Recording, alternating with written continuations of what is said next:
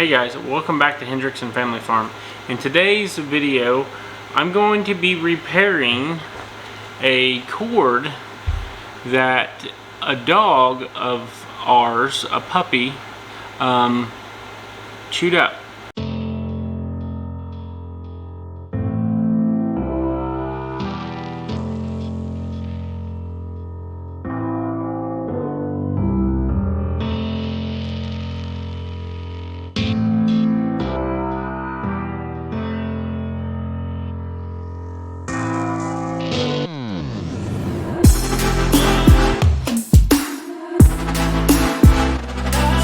I'm going to solder it back together, and I'm going to show you guys how I solder.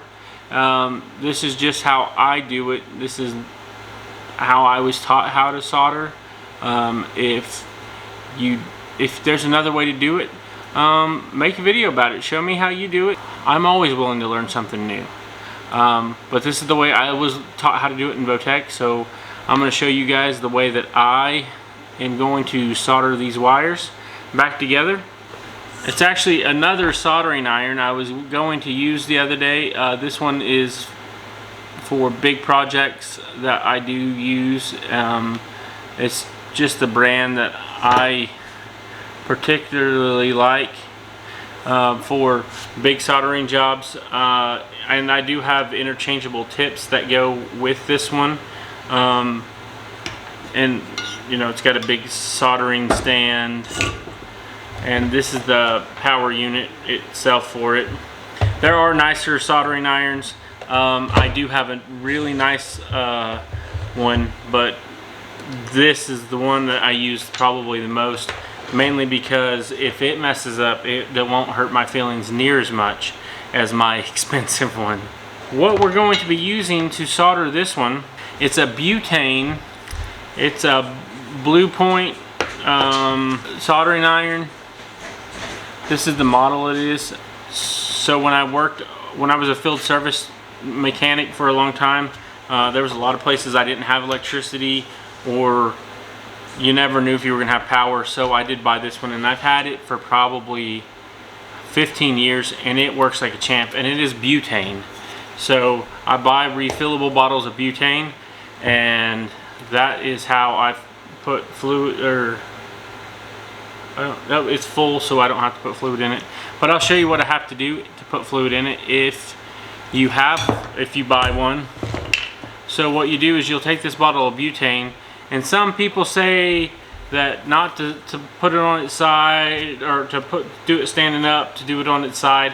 What I found the best to get the best fluid out of it is hold it upside down, and then you just push down on it, and that's it. And that's literally about as long as it takes to fill it. It does not take long at all. One of the things you're going to want to do when you solder it is you are going to want to put heat shrink over the top of where you're going to solder it at. And the reason why you do that is so you don't have the hot and common wire touching with the ground or the other hot and common. So what we're going to do first is we got to trim this one piece off.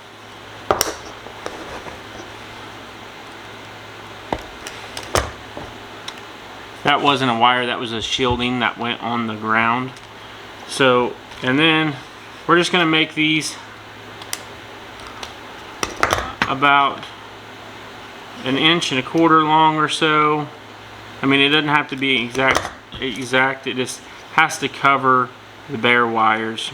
So another thing that you need to do before you get started soldering is this is just like flux that you can buy at just about anywhere you can buy soldering supplies at, and you just dip it in there. I already did dip it, and what it will do, it will pull the solder into the wires.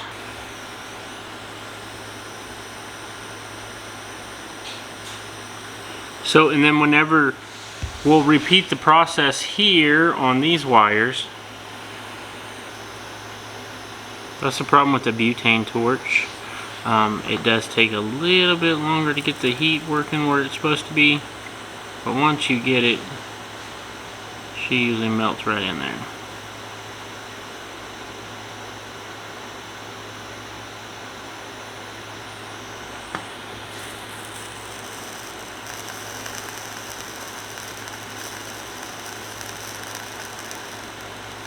And I would love to tell you that the flux isn't harmful for your health, but it hasn't hurt me yet.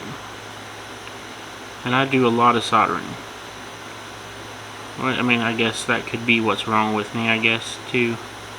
I did get that one a little hot, and I'll show you what I mean. If you look, you can tell where I kind of melted the shielding, the black piece off of it a little bit. And that when you do that, so you see how easy that wire bends right here? Well, you'll know if you get the flux on there, it will actually draw it back into side. It's like sweating copper pipe. And see, it quits bending right here because the solder pulled all the way back in there. You can actually overheat it and cause your shielding not to work correctly. Put your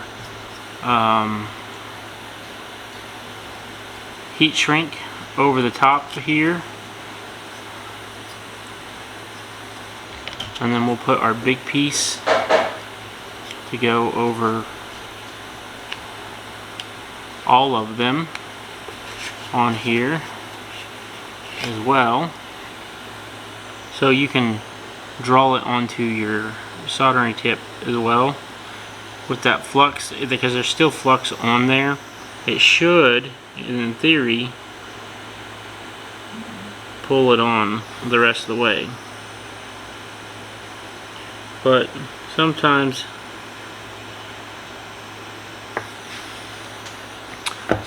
theories just don't work out like it's supposed to. But that's a really good connection. I see people twist them and then they shove the wires together. There's nothing wrong with that method. If you like that method, by all means use the method that you like. This is just how I like to do it, so that's how I'm doing it. And I won't ever have any problems with this. I'm certain of it. So, unless another dog gets a hold of it, that is. When you do start getting charring on your tip, have a wet sponge so you can wipe it off. That charring will actually keep it from transferring heat the way it's supposed to.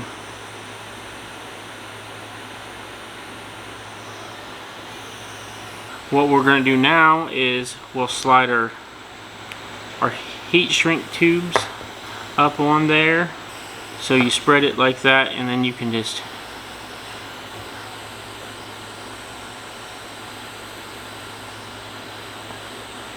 and that little chute deal on the end of it, what it does, it just traps the heat from going over to your other wire. Woo. See, we have a little slidage going on there. Pretty warm on my hand.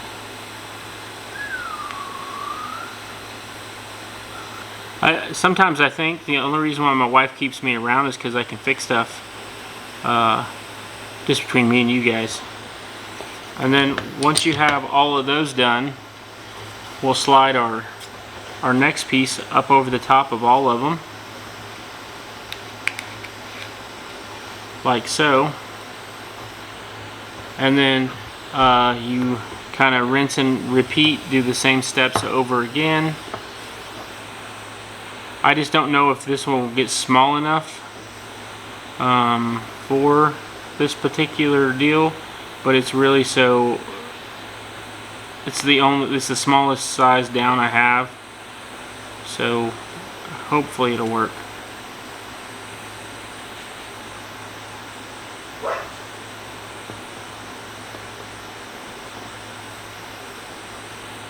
I think it's going to work just fine. So guys, that was a little simple repair that I wanted to show you guys, that don't be afraid to try to work on something, because you can get one of these little butane torches for probably about 30 to 40 bucks. So let's test this thing out and see if it's going to work. I'll hold it up here. So here we go, we're plugging it in. And can you see? Okay, yep, the light came on. I do have another cord, and I'm going to show you another way to fix another extension cord if you don't have a soldering iron. So guys, this is another cord that dog of Emma's chewed up, And I'm going to show you another way to splice the wires. This is not one of my preferred methods. I don't like this way, but it is an alternative, and it works pretty good, especially if you get the good butt connectors. What you're going to have to do first is you're going to have to finish cutting the cord. One of the first things you're going to have to do is you're going to have to separate the two different strands of wire here. And what I like to do is I just get a little box knife and I just cut just a little bit, because if I do get into it, it's where I'm going to be stripping the wire at. So then you can just pull it apart like so.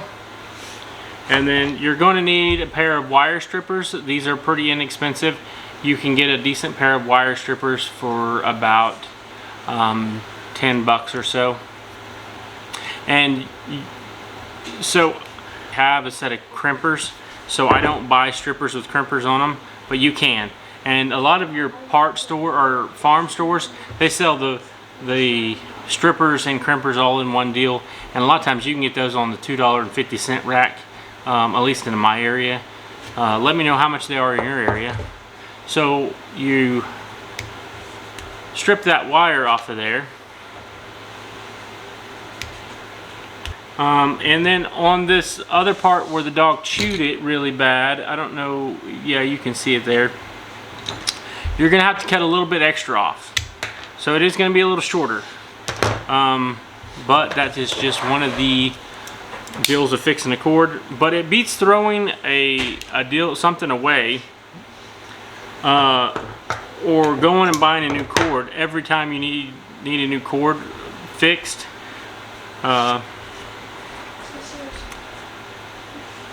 Same thing, just strip both of your ends off here. Go a little bit more on that one. Maybe a freckle more here. And then there again, I like to spin them. You do what you do, but I would spin them, get them nice and tight there. So whenever you're pressing on them, the wires aren't just going everywhere. So then you're going to take your butt connector, whether you get a pair of strippers like this or you don't get a pair of strippers like this. But another thing you can do to give another layer of protection is put another piece of heat shrink on there.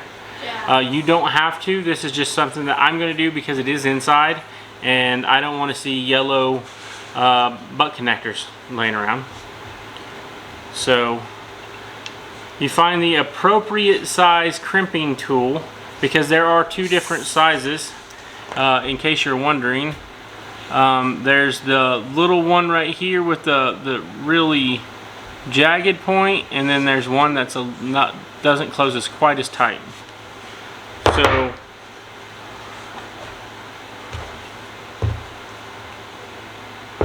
we're gonna go with this particular one on this one, and if it doesn't get tight enough, and you will have to, I like to put it on the table there, and then I'll just really put my shoulder into it and make sure it doesn't come out.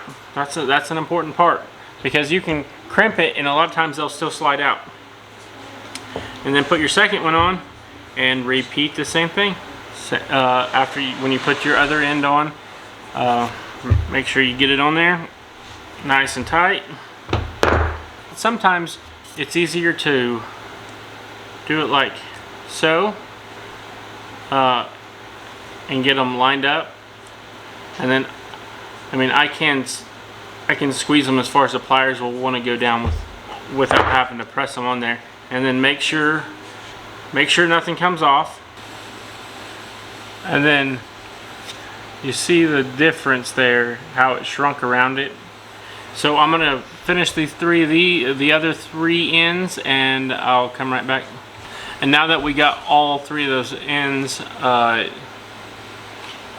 gotta set something down here. I'm gonna burn myself. So now that we got all four of the ends heat shrinked on there, we'll take this big one and we'll just shove her through Sometimes you have to let them cool off because as soon as heat hits the heat shrink, it wants to close up. But if you do it enough times, you learn how quick you need to move. But this is your end result of a cord, another cord, fixed and ready to be put back into service. On the farm. Now, when you're working in a plant or something like that, this may not be the alternative. You might have to just cut it off and actually put a new end on it.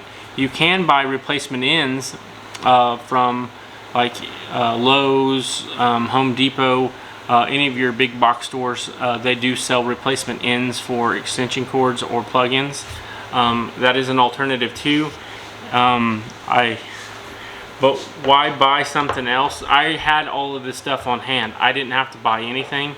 So why go buy more ends of something that I can just solder back up and it'd be good to go. So guys, with the few tools that I have here, I fixed about $60 worth of cords today. I hope you enjoy the video and make sure you're doing it safely. Power's off. I hope you enjoy. If there's anything else I can help you with, leave it in the comment and I'll be more than happy to make a video about something. If you're looking at breaker panels, I did install a new breakers and a panel in a previous video, and I will try to link it in the little cards up here somewhere, or here, or wherever I end up putting them. I'll try to get that video linked in here. Like always, I hope you enjoyed, and we'll catch you on the next one.